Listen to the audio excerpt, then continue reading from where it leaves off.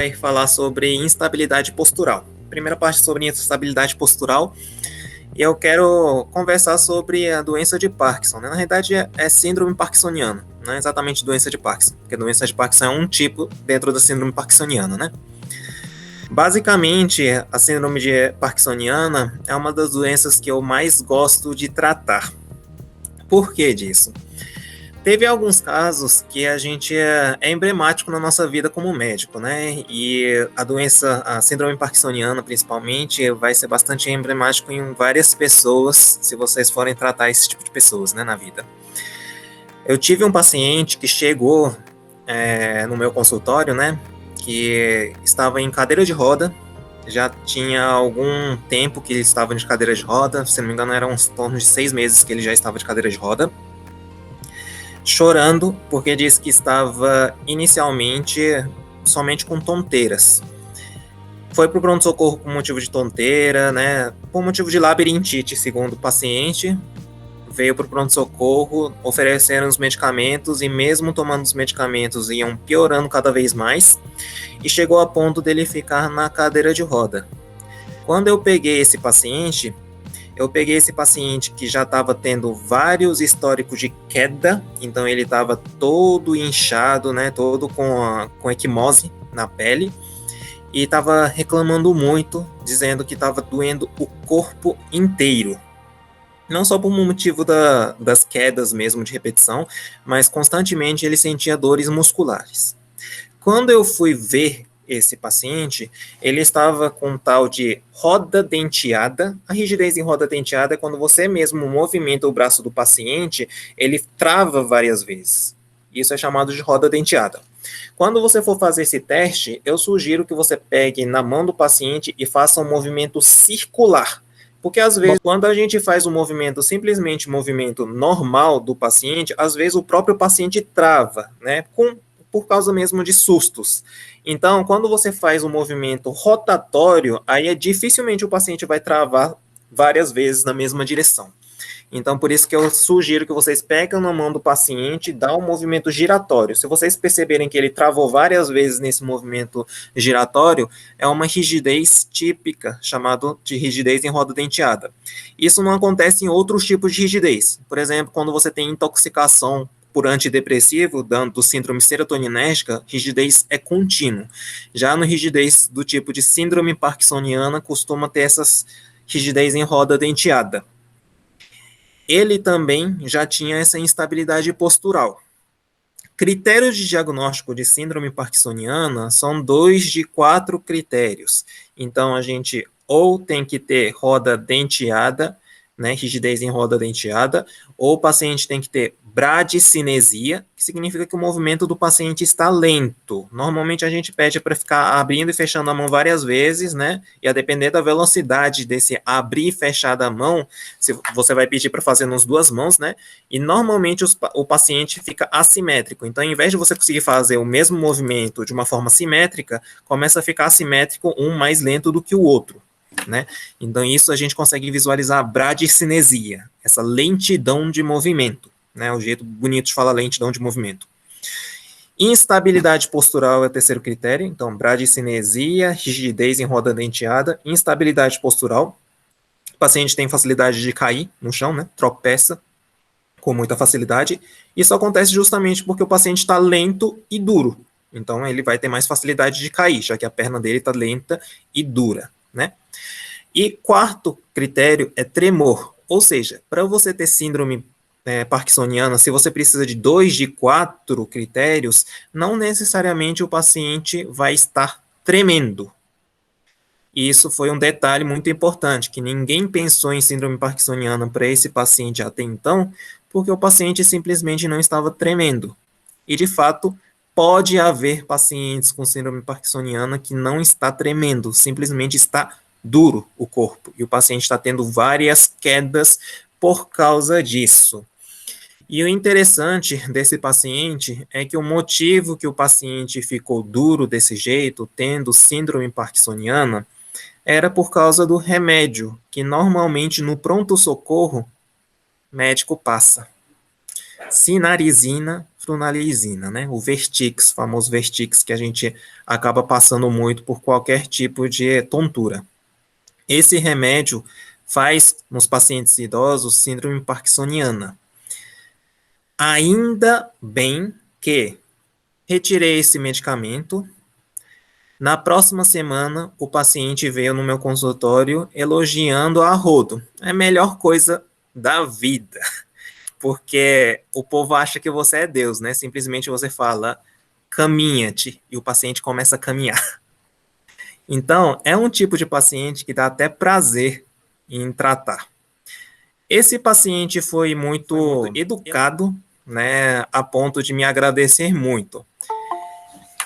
Eu, particularmente, não sei se eu agradeceria, né, se eu tivesse nessa situação, eu não seria tão educado a ponto de agradecer ao médico, ao invés disso, eu acho que eu ficaria muito chateado com outro médico que tenha passado sinalizina ou flunarizina. O problema é que esse caso, ele teve sorte, mas a cinarizina e a flunarizina, a depender, pode fazer parkinsonismo irreversível.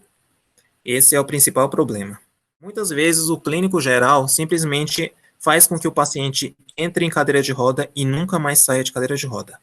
Essa é uma coisa que você deve pensar que é extremamente maléfico, né, do ponto de vista do paciente. Tem muitas pessoas, médicos, amigos, assim, conhecidos, né, que falam que é melhor pecar em excesso. Do ponto de vista de uma visão de um geriatra, isso é extremamente perigoso, porque a depender do excesso que você oferece, ela pode ser irreversível.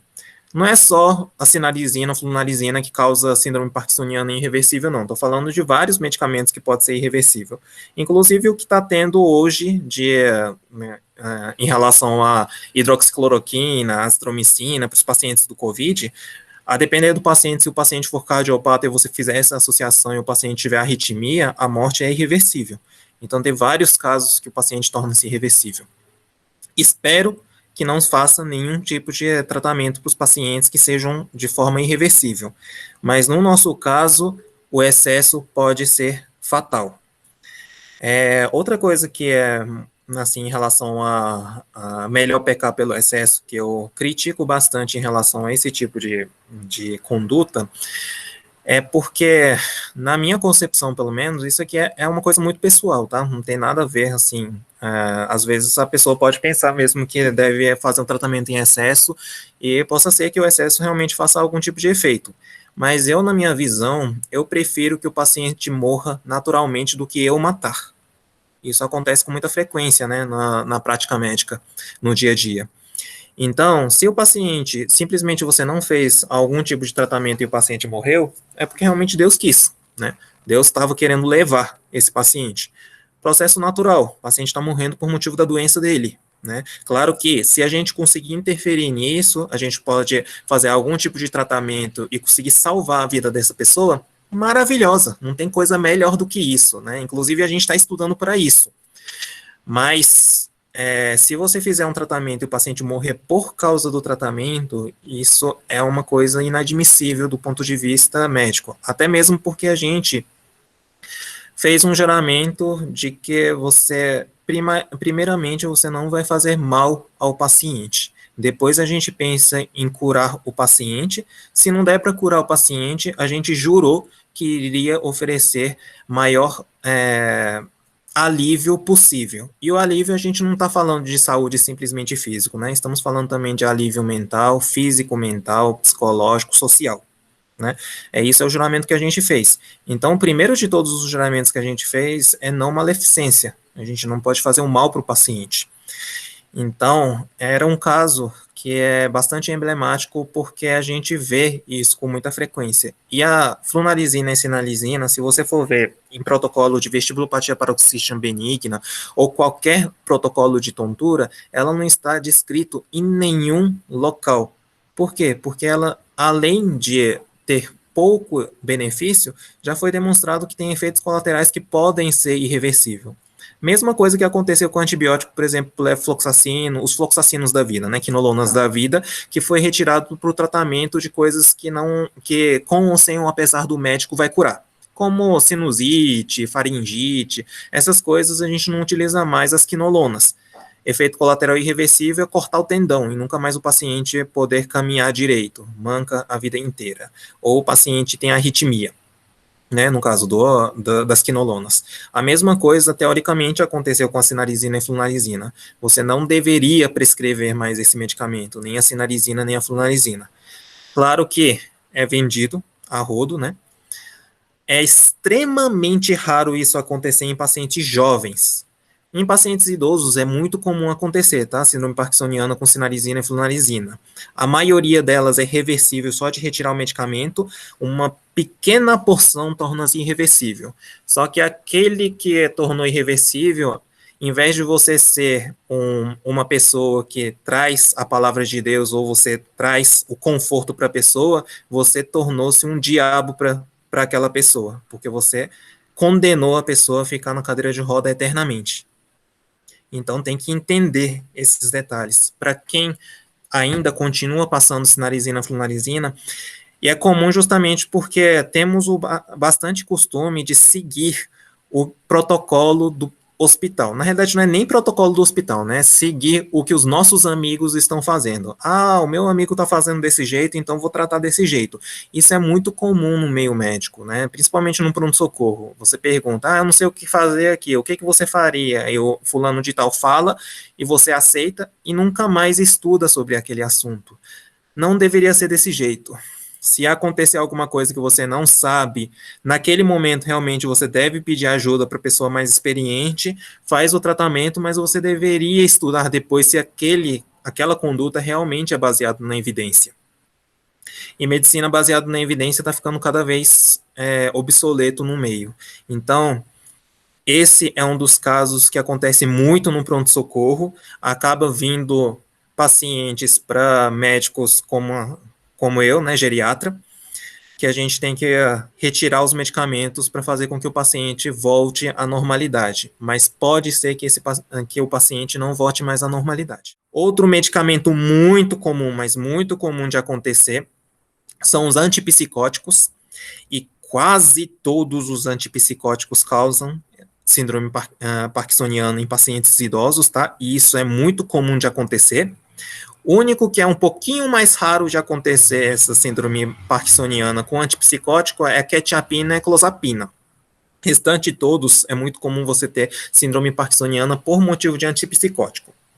E o antipsicótico é pior ainda do que qualquer outros medicamentos que causam parkinsonismo, porque todo mundo tem medo de retirar. Pense, se está utilizando antipsicótico, é porque o paciente está surtando. E a psiquiatria é uma das áreas que o povo menos quer dar pitaco, até mesmo que é calcanhar de Aquiles de quase todos os clínicos, né? Quase todas as subespecialidades de clínica médica também. Ninguém gosta de tratar pacientes psiquiátricos e mesmo aqueles que tratam normalmente têm medo. Então, muito comum o paciente vir com aldol todo duro, né, o corpo todo duro, utilizando aldol cronicamente, e a gente tem que retirar ou diminuir pelo menos a dose para melhorar a síndrome parkinsoniana, ou pensar em trocar para quetiapina, talvez até para clozapina. Clozapina é um pouquinho mais chato porque tem risco de você fazer pancitopenia e você tem que ficar fazendo hemograma com uma certa frequência, né, quase semanalmente aí. Na prova, além desses dois tipos de medicamento, também costuma cair metildopa. O nome já fala dopa, né? E lembrando que o parkinsonismo tem muito a ver com a dopamina cerebral, né? Diminuição de dopamina cerebral. Então, a gente sabe que o tratamento do parkinsonismo, normalmente a gente faz a levodopa, né? A levodopamina. Se a gente utilizar metildopa também age sobre receptores dopaminérgicos cerebrais, então pode fazer também síndrome parkinsoniana. Claro que é raríssimo isso acontecer, até mesmo porque é raríssimo ter gente que está utilizando metildopa. A metildopa, normalmente a gente encontra em pacientes grávidas, né? Quem gosta de utilizar muito Metildopamina são os ginecobstetras, mas ginecobstetras normalmente não trata pacientes idosos, e normalmente a metildopamina a gente não vê os idosos utilizando muito, mas é descrito na literatura que também causa parkinsonismo, e normalmente, por não sei que motivo, prova também gosta de utilizar esse medicamento, cobrar esse medicamento, né, como causadores de síndrome parkinsoniana. Agora, em relação à síndrome parkinsoniana, a gente tem que saber também que o Parkinson não simplesmente causa esses 4 sintomas. Também elas causam desautonomia. Então, é muito comum pacientes com Parkinson desmaiar, não só por causa do parkinsonismo, mas por própria causa do levodopa. Levodopa também pode fazer hipotensão e desmaiar por causa do próprio medicamento. Assim como ela, por motivo de desautonomia, costuma causar distúrbios gastrointestinais. Náusea, vômito, constipação, esse tipo de alteração também começam a acontecer por motivo de distúrbios intestinais autônomos. Tanto é que alguns casos de parkinsonismo, a gente utiliza também medicamentos que atuam sobre acetilcolina para tratar, né, que é o caso do biperideno. Então, do tratamento normalmente que a gente oferece para síndrome parkinsoniana, a gente tem medicamentos que atuam sobre dopamina, como a levodopa, que é o que a gente mais utiliza, né? O Prolopa, que a gente costuma utilizar mais, é tratamento de primeira escolha. Mas tem alguns pacientes, raríssimas exceções, que a gente utiliza, por exemplo, tratamento que atua sobre acetilcolina, biperideno. E a gente sabe que atuar sobre acetilcolina é atuar sobre intestino, né? A gente sabe que o inibidores de acetilcolina intestinal, por exemplo, o Buscopan, a gente utiliza a rodo, né? Então, se o Parkinson tem também fisiopatologia sobre acetilcolina, a gente sabe que também vai ter problemas gastrointestinais, problemas de pressão, esse tipo de alteração é muito comum ter em pacientes com Parkinson. Pele oleosa também, né? Muito comum ter em pacientes com doença de Parkinson. Então, essas alterações também são presentes em doenças de Parkinson, e normalmente as pessoas não conseguem associar, né? Os clínicos não costumam associar isso como sendo problema da doença.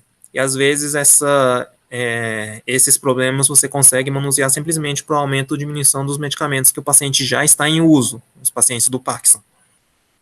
Ok?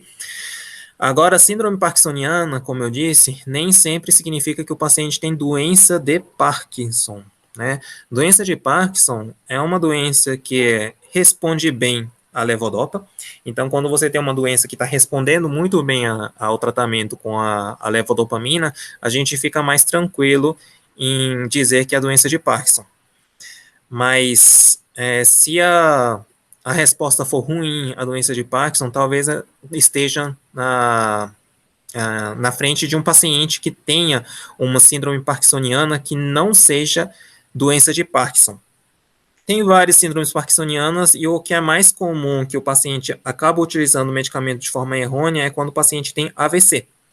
Às vezes o paciente começa a desenvolver síndrome parkinsoniana simplesmente porque teve lesão vascular cerebral. E essa lesão vascular atinge um componente do cérebro, principalmente na parte subcortical, né? Parte de substância branca do paciente, que faz com que tenha alterações de movimento. A gente sabe que o paciente que tem AVC vai ter algum tipo de alteração de movimento, e às vezes essa alteração de movimento é tremor, rigidez, né? Que está dentro da síndrome parkinsoniana. A gente vê com muita frequência o paciente que está tendo rigidez com tremor, né? Em pacientes que já teve AVC. Assim como o paciente pode ter bradicinesia, assim como instabilidade postural, né? Então, a gente sabe que o AVC pode causar uma síndrome parkinsoniana, só que nesse caso não adianta você oferecer levodopa, já que a fisiopatologia de um paciente que teve AVC não tem a ver muito com a dopamina ou acetilcolina dentro do corpo, né? Dentro do cérebro. Tem mais a ver porque está lesionado mesmo o local. Então, o fato de você ter síndrome parkinsoniana não necessariamente significa que você deve começar com tratamento. E a gente vê muito na prática, começando o tratamento com levodopa, um paciente que está com síndrome parkinsoniana simplesmente por lesão cerebral, né? Então, claro que o o diagnóstico de síndrome parkinsoniana é simplesmente clínico, com 2 desses 4 critérios, mas a etiologia disso, você pode fazer um teste terapêutico, utilizando levodopa, para ver se dá algum efeito, mas também era bom você fazer uma tomografia de cabeça mesmo, só para você descartar a possibilidade de ser alguma coisa secundária de lesão cerebral, que aí a gente ficaria mais tendencioso a não utilizar. Você pode até testar, mas sabendo que vai ter que voltar bem cedo para dizer sim ou não para esse medicamento, né? Normalmente, a doença de Parkinson costuma ser assimétrico, tá? Então, o fato de estar assimétrico não necessariamente significa que é AVC, porque a pessoa pode falar, já que é AVC vai ter hemiparesia, então vai ficar com metade do corpo tremendo e rígido, a gente consegue diferenciar com Parkinson, que vai ter nos dois lados. Tudo bem, o Parkinson realmente no final das contas, quando o paciente fica muito grave, vai fazer com que o paciente tenha tremor nos dois lados. Mas, inicialmente, síndrome parkinsoniana, por motivo de doença de Parkinson, o paciente costuma iniciar de forma assimétrica, somente um dos lados rígidos, somente um dos lados com tremor. Tá? Então, o mais comum é ser mais prevalente em um lado, tendo os dois e ser mais prevalente em um lado, mas tem pacientes que somente vai ter um lado. Isso é o mais comum em doença de Parkinson. Se você está diante de tremor simétrico, mas muito simétrico mesmo, né, que você está vendo, nossa, os dois lados estão parecendo igual, para mim, nesse caso, tem grande chance de não ser doença de Parkinson, está diante de uma síndrome parkinsoniana que não seja doença de Parkinson. Também provavelmente não está diante de paciente que teve AVC, porque AVC também normalmente é assimétrico. Você provavelmente está na frente de um paciente chamado Parkinson Plus, ou Parkinson-like, síndrome Parkinson Plus, síndrome Parkinson-like. Existem várias doenças em relação a isso, né, doenças de Levy, né, dentro do Parkinson Plus, né, mas o importante é saber que, se tiver simétrico, também provavelmente o levodopa não vai fazer muito efeito para aquele paciente.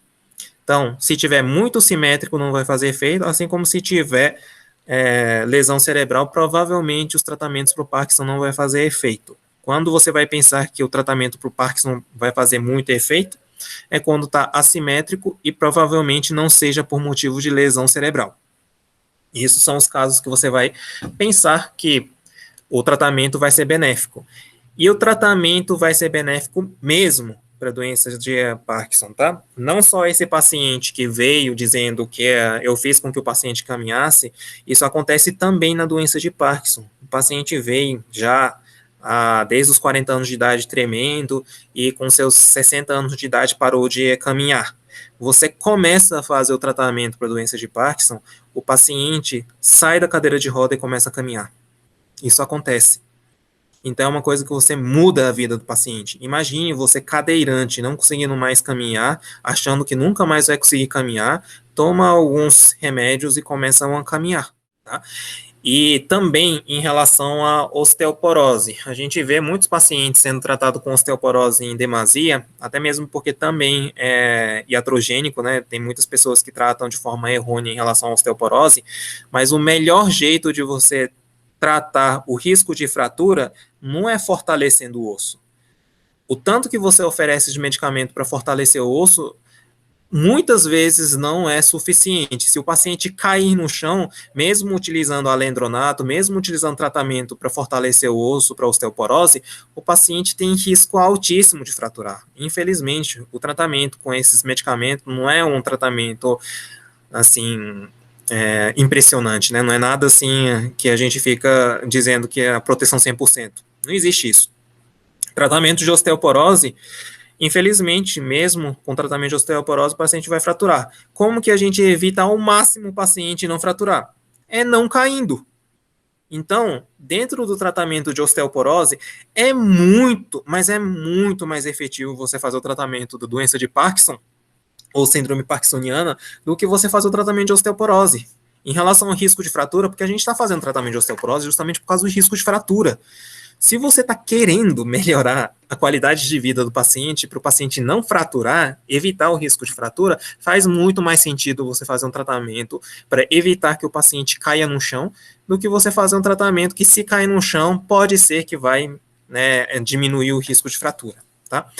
E, infelizmente, esses pacientes com doença de Parkinson, como eu disse, tem muito problema gastrointestinal, né? Como que ele tem desautonomia, tem muito problema gastrointestinal.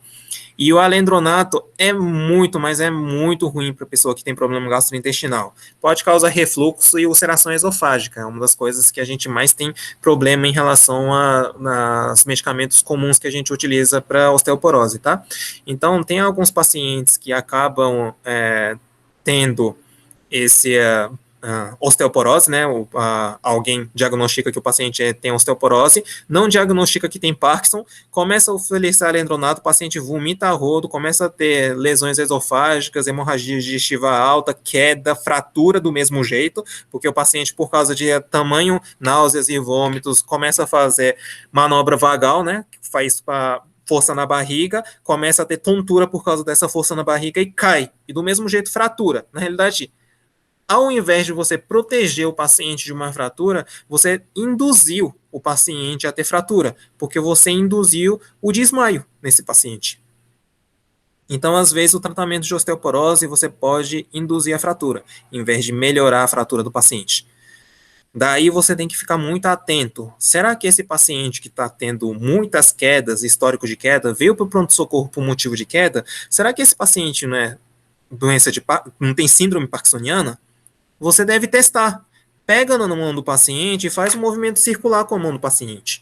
Se ele tiver a roda denteada, já saiba, gente, manda para o geriatra, manda para o neurologista, já começa a fazer o tratamento. Se você acha que é um paciente que tenha realmente doença de Parkinson, né, aquela coisa assimétrica e não tem lesão cerebral aparente, começa a fazer o tratamento e manda para o especialista. Você pode fazer isso no pronto-socorro, fazendo com que o paciente tenha menos quedas para voltar para o pronto-socorro, se você estiver no pronto-socorro, claro, né? Tá bom? Então, isso pode melhorar muito a qualidade de vida de um paciente e você pode, inclusive, resolver o problema do paciente em um pronto-socorro. Isso é possível. E, claro, você fala para voltar em 1 semana ou 2 semanas em algum especialista para dizer, né, se realmente esse medicamento fez efeito ou não. Você já está fazendo teste terapêutico para aquele paciente. O medicamento de primeira escolha é esse Prolopa, tá?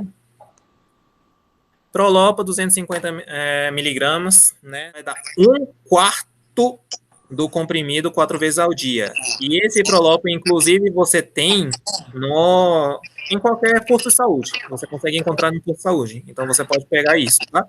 Claro que se você tiver em algum local particular, você pode oferecer um Prolopa melhor, que é de liberação prolongada, por exemplo, Prolopa BD, ou você pode oferecer aquele que é 125, oferecer meio comprimido 4 vezes ao dia, né? Então, você pode oferecer uma ou outra, ok?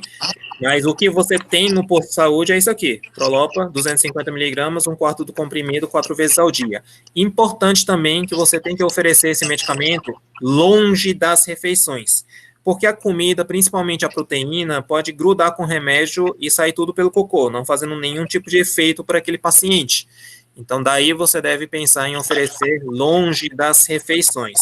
E também não adianta nada você oferecer antes de dormir, por exemplo, né? Nesse caso do Prolopa de 250, porque a gente não está preocupado que o paciente que não consiga dormir, né? No caso do paciente, a gente está preocupado justamente no movimento do paciente. Então, se a gente quer que melhore o movimento do paciente, é melhor você oferecer durante o dia, né? Que é o momento que o paciente move. À noite era para dormir.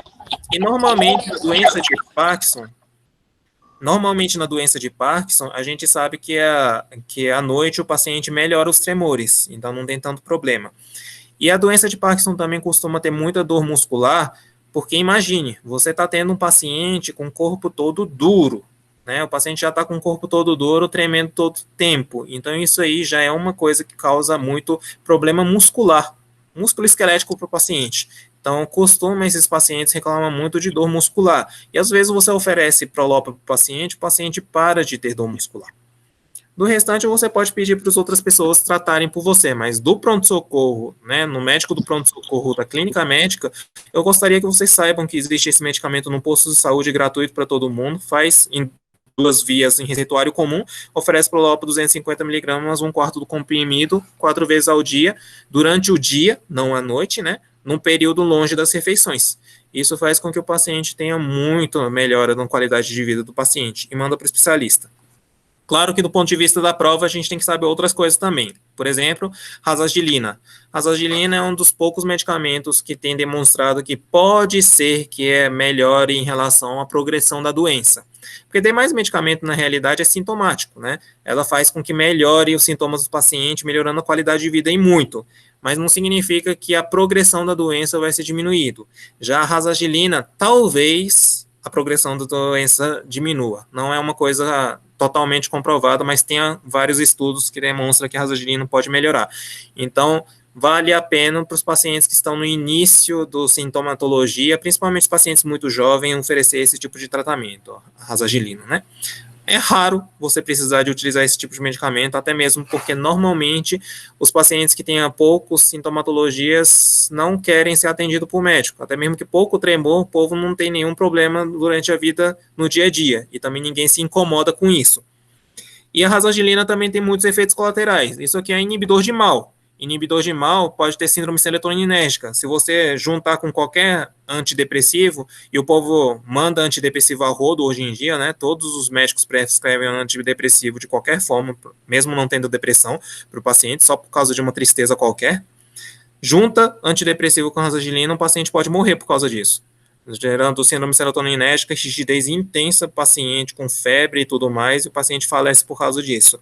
Então, por causa desse risco, acaba que a gente também tem medo de ficar passando Razagilina a rodo, né? Tá? E também temos os pacientes que precisam de oferecer, por exemplo, medicamento como Pramipexol, que é agonista dopaminérgico, né? O que está escrito aqui como sendo DA, tá? Agonista dopaminérgico, Pramipexol também é uma das possibilidades, você pode associar com Prolopa. Outro medicamento é a Indacapona, que é o chamado de inibidor de COMT, que está escrito aqui, COMT, COMT, né? Isso aqui faz com que o efeito do Prolopa aumente muito. Então, se tiver alguma pessoa refratária, a gente pode associar junto com o Prolopa, né, a Entacapona. Também temos um medicamento como a Amantadina. A Amantadina também é famoso por ser antiviral, né? Ela é antiviral contra a influenza do tipo A. Não atua sobre influenza do tipo B, mas atua somente para influenza do tipo A. Diferente do oseltamivir, Tamiflu, que a gente normalmente utiliza no pronto-socorro, que atua tanto na influenza do tipo A quanto no tipo B. Por isso que normalmente a gente oferece o Tamiflu. Mas a Amantadina também é um medicamento anti-influenza, né? Que foi demonstrado que quando você associa para os pacientes, né, a Prolopa junto com a Amantadina, você pode melhorar alguns efeitos colaterais do Prolopa, como discinesia. Porque o Prolopa, ela melhora esse negócio do paciente não estar conseguindo mover muito bem, né? Porque tem rigidez e bradicinesia. Tá lento e tá rígido. O Prolopa pode melhorar isso, mas numa dose um pouquinho alta pode ser que o paciente comece a fazer discinesia. Ou seja, o paciente começa a ficar movimentando demais. Ao invés de ser um movimento a menos, passa a ser movimento demais. Só que tem momentos que tem movimento demais e tem momentos que tem movimento de menos. Para esse paciente, a gente associa a Amantadina, que é o antiviral, né? Anti-influenza, que pode melhorar, por exemplo. Ok? E tem, por exemplo, um medicamento como o biperideno. O biperideno atua sobre colinérgico, né? Então, ela é um dos únicos tratamentos aqui que não atua sobre dopamina, receptores de dopamina. Só que também o efeito gastrointestinal é muito maior do que o demais, sendo que todas elas causam efeito gastrointestinal. Outro efeito ruim, especificamente da Razagilina e do Pramipexol, é que o paciente começa a ficar edematoso. E o edema também faz com que o paciente possa ter dificuldade de movimentar. Pé inchado faz com que o paciente tropeça com mais facilidade, né? Então, Pramipexol e Razagilina pode fazer com que tenha esse tipo de problema. Não é todo mundo que tem isso, mas pode acontecer esse tipo de problema e até atrapalhar a vida do paciente. De qualquer forma, para a clínica médica mesmo, eu quero que vocês saibam o Prolopa, né, que é o medicamento que é oferecido no posto de saúde gratuitamente, que pode ser começado por vocês. e ofereça realmente se isso está atrapalhando a vida do paciente. Às vezes, os tremores não estão atrapalhando nada em vida do paciente. Você não precisa tratar isso. Você começa a tratar isso se você começar a ver que o paciente está tendo problemas na saúde, como quedas por causa disso, ou deixa cair as coisas, não está conseguindo trabalhar por causa disso, aí você vai e oferece esse tipo de medicamento. Ok? Aqui algumas questões aí, né? Em relação à doença de Parkinson, assinalei a alternativa incorreta. A terapia com levodopa impede a progressão da doença? Não, não impede a progressão da doença. Então, isso aqui já é a incorreta, né? Mas é só para vocês saberem que existem várias questões que cobram esse tipo de pergunta, tá? Tratamento à base de anticolinéstico e reposição com levodopa. Sim, a gente sabe que anticolinéstico, a gente está falando de biperideno e reposição com levodopa é a própria Prolopa, que a gente acabou de falar. Relacionada à depressão de dopamina, substância nigra e núcleo estriado. Sim, ela é sobre a dopamina mesmo, que é o principal fisiopatologia da doença de Parkinson. E a doença clinicamente caracteriza por uma combinação de tremor, rigidez, né, deixa eu pegar aqui, bradicinesia e instabilidade postural. Justamente são aqueles os 2 e 4 critérios que a gente precisa, tá? Essa letra D cai muito em provas, até mesmo que é critério de diagnóstico, né? Então tem que cair mesmo. Qual das obras abaixo não está relacionado com o desenvolvimento de parkinsonismo? Bem, a gente acabou de falar que a sinarizina e flunarizina é campeão em relação ao clínico médico matar, ou melhor, né?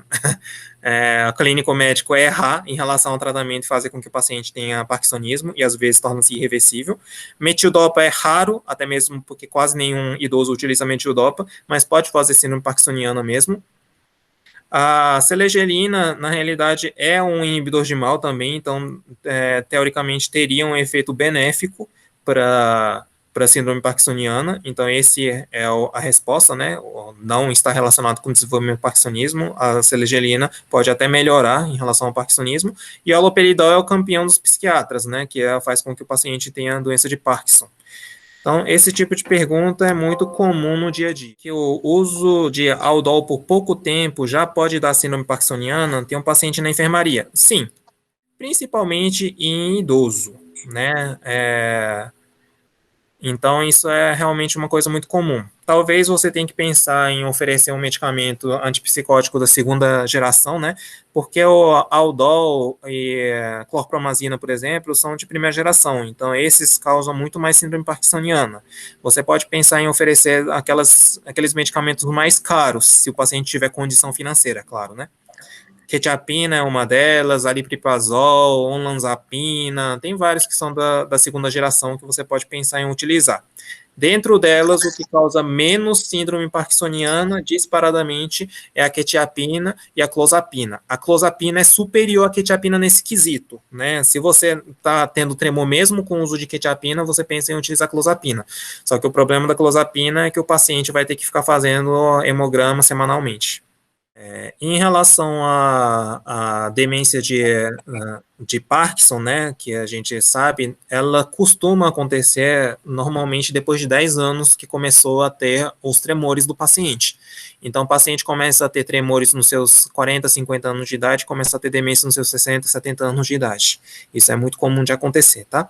Então, costuma demorar muito até aparecer a demência. Tem gente que nem aparece a demência, só tem Parkinson, né, doença de Parkinson, e nunca vai ter nenhum tipo de demência. Mas quando aparece, costuma demorar muito. Se o tremor começou quase que junto à demência, você tem que também já suspeitar que aquilo lá não é mais doença de Parkinson, tá? Principalmente se você dentro de um ano. Se fosse dentro de um ano, né, que o paciente desenvolveu a demência, do início do seu tremor até desenvolver a demência foi menos de um ano, você já pode pensar que isso aí não é mais demência de Parkinson não, tá? Provavelmente é outro tipo de demência ou é outra doença, não é doença de Parkinson. Pode ser que seja demência de Lewy, né? Pode ser outro tipo de Parkinson-like, mas não é por demência de Parkinson. Vocês já viram o Mini-Mental alguma vez na vida? A demência de Parkinson, o interessante é que às vezes a gente não pega no Mini-Mental. Na realidade, a maioria das vezes a gente não consegue pegar no Mini-Mental um paciente com demência de Parkinson, tá? Quando a gente vê o Mini-Mental, o último aqui do Mini-Mental, que é você fazer 2 pentágonos com esse cruzamento enquadrado, tá? Pede para desenhar isso. Isso aqui é o que normalmente um paciente que tem demência de Parkinson vai errar. o D mais tudo, a demência de Parkinson, muitas vezes o paciente acerta. Ou seja, 29 de 30 pontos, o paciente vai ser classificado como sendo paciente não demente. Isso é muito problemático. Então, só para você ter uma noção disso, tá? Em outras palavras também, você pode dizer que se você está diante de um paciente com Parkinson, você suspeita que tem algum tipo de demência, pede para fazer esse desenho aí. Claro que no paciente com Parkinson, o paciente vai tremer todo e vai fazer o desenho tudo feio, né? Mas para você considerar que é a demência de Parkinson, o paciente, por mais que faça, que tenha muito tremor, o paciente vai fazer 2 pentágonos e um quadrado se o paciente realmente não tiver demência. Já um paciente com demência costuma fazer 2 quadrados, por exemplo, né? No meio também com interseção de quadrado. Em vez de você fazer o pentágono, o paciente costuma fazer um quadrado ou não consegue fechar a figura. E também isso eu já tive um paciente muito problemático em relação a isso. Que ele trabalhava como motorista, né? Inclusive ele era motorista da Câmara, se não me engano, alguma coisa assim, tá? Então o trabalho dele era isso, ele sempre gostava de dirigir. E ele começou a procurar, né, me procurar, por motivo de que ele estava tendo algum tipo de esquecimento. Só que o esquecimento dele nunca foi diagnosticado como sendo problemático, até mesmo porque ele mesmo não estava muito preocupado com isso. Só que o problema de demência é porque às vezes a demência não está tendo alteração da memória, porque as pessoas acabam associando muito a demência à alteração da memória. Mas se você lembrar de conceito de demência, a demência, a gente tem um conceito de que você tem que ter alterações em domínios cognitivos, né? Normalmente tem que ter alterações de 2 domínios cognitivos que atrapalha o curso da vida do paciente. Então, se o paciente está falando que está atrapalhando a vida dele, tiver 2 domínios. E dentro do domínio, a memória é só um dos domínios. Então, não é porque o paciente está com memória muito boa que o paciente não está demente, ok? Então, o paciente pode estar demente por causa que, ao invés do domínio da memória, está tendo alteração em função executiva, e quando a gente fala função executiva, é justamente a função de você executar alguma tarefa, de forma manual, por exemplo, né? Então, essa alteração pode ser que tenha no doença de Parkinson, né? Inclusive, tem alteração visoespacial. A alteração visoespacial também é a noção de espaço, né? O desenho também demonstra se você tem a noção de espaço.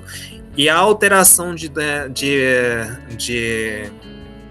domínio do espaço faz com que o paciente não consiga, por exemplo, estacionar um carro. O paciente bate o carro por causa disso, né? E isso pode acontecer por motivo de alteração visoespacial. Tá vendo que o paciente pode ter alteração na função executiva e visoespacial, que normalmente é o que acontece em demência de Parkinson, não tendo nenhuma alteração do ponto de vista de memória, o paciente na realidade está demente e o paciente pode causar algum tipo de acidente. Aí nesses casos a gente faz um relatório, né, dizendo que o paciente não pode dirigir. E pede para mandar para o Detran, porque a gente não pode proibir o paciente a dirigir. Quem proíbe, quem fala que o paciente não tem direito de dirigir é o Detran. Então a gente faz um relatório, pede para o acompanhante levar para o Detran tirar a carteira do paciente. E a gente, claro, fala para o paciente bem direitinho: olha, senhor fulano, você está tendo muita alteração na sua função de visão do espaço, né? Tanto é que ele estava se perdendo de vez em quando no meio do caminho, mesmo não tendo nenhum tipo de problema de memória.